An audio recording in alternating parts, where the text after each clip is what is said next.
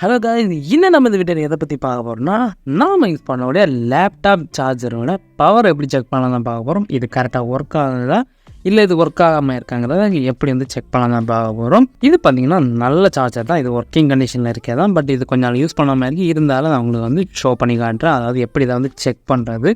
இந்த சார்ஜர் கொஞ்சம் டிஃபிகல்ட்டாக இருக்கும், ஏன்னு பார்த்தீங்கன்னா அதோட சார்ஜிங் போர்ட் வந்து அந்த மாதிரி இருக்குது. இதை நம்ம வந்து செக் பண்ண போகிறோம். இதே மாதிரி நீங்கள் வந்து எல்லா சார்ஜரும் வந்து செக் பண்ணாலே போதும், கண்டிப்பாக உங்களுக்கு கரெக்டான சார்ஜர் எதுங்கிறத உங்களுக்கு வந்து ஷோ ஆகும்.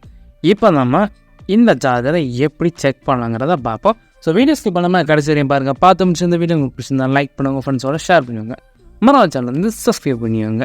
இப்போ வாங்க இந்த சார்ஜர் ஒர்க் ஆகுதா ஒர்க் ஆகலைங்கிறத எப்படி செக் பண்ணலாங்கிறத பார்ப்போம்.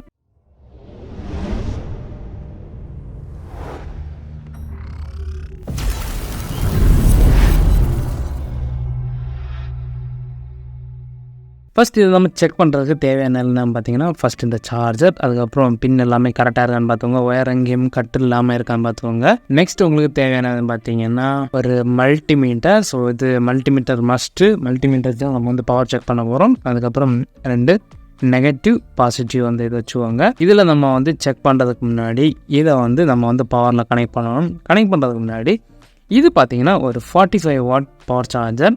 ஸோ அதை எப்படி பார்க்கணுன்னா இங்கே உங்களுக்கு வந்து போட்டிருப்பாங்க. ஒரு சில இதில் வந்து போட்டிருக்க மாட்டாங்க.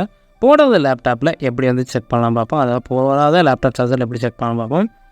இதில் பார்த்தீங்கன்னா உங்களுக்கு வந்து அவுட்புட் 20 வாட் 2.25 ஆம்பேர்னு போட்டிருப்பாங்க.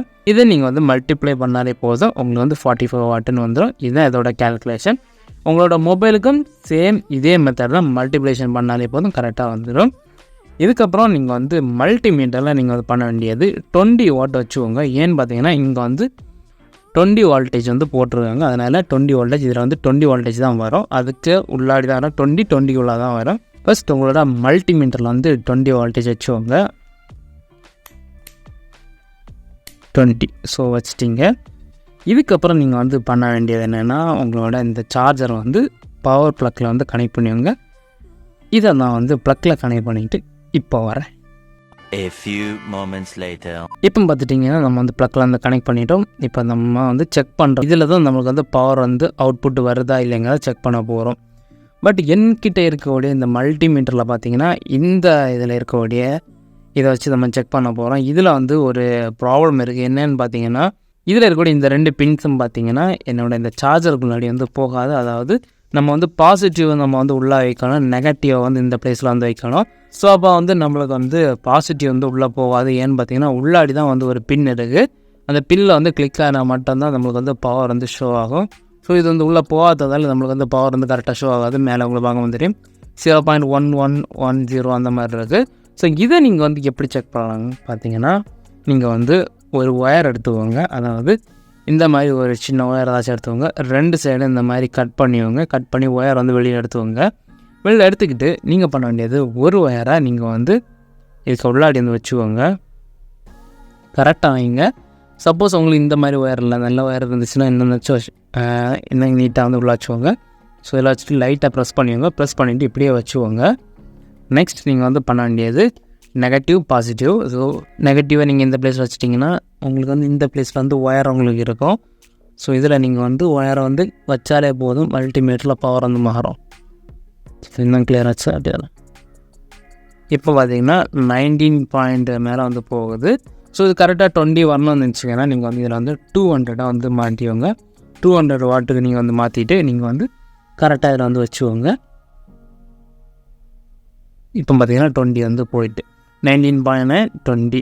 சப்போஸ் உங்களோட சார்ஜர் வந்து 20 வாட்டு மேலே போகுதுன்னா நீங்கள் வந்து 200 வச்சவங்க 20ல் வச்சு நீங்கள் வந்து போட அப்படி போட்டிங்கன்னா உங்கள் சார்ஜர் நாஸ் ஆகலாம், அல்லாத வச்சும் இதுவும் வந்து நாஸ் ஆகலாம். ஸோ இந்த மாதிரி தான் நீங்கள் வந்து பவர் வந்து செக் பண்ணணும்.